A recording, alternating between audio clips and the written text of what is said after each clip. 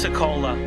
It seems every time I travel, I meet someone who has never been to our city who wishes they lived here. After all, with beautiful white sand beaches and emerald green water, fresh seafood, the Blue Angels, a naval aviation museum, and a reviving downtown, what's not to love? This is a picturesque place, but I am convinced our greatest resource is not found in all of these assets. I believe it is found in the people of Pensacola. All the people of Pensacola. Was it not Jesus himself who said that one soul was of inherently more value than all the possessions of the world? To me, the most beautiful thing I see in our community is the amazing diversity of our neighbors. The neighbors our Lord has called us to love as ourselves. And yet the reality of this remarkable place we call home is that life is not a white sand beach for many of us. Two people can be born in this city at the same time, in the same hospital, and be raised having vastly different opportunities residentially, educationally, nutritionally, occupationally, judicially, and economically. Our nation has been polarized by these issues, and events like what happened in Sanford, Florida in 2012, or Ferguson, Missouri in 2014, reawaken us to the deep divides and the painful conditions that still exist as a daily reality for many. This unrest and divide started in the beginning of human history with the first man of the human race, Adam, rebelling against God. It continued with his sons Cain and Abel, and we still feel the tension, disorder, and results of this separation from God to this day.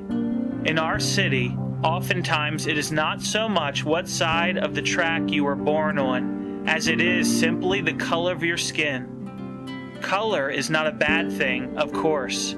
Ethnicity is a gift of God, and we can either let it separate us, or we can embrace its beauty and celebrate it as a gift that can bring us together and make us image God's glory in a greater way. God sent his son Jesus into this world to undo what the first man did.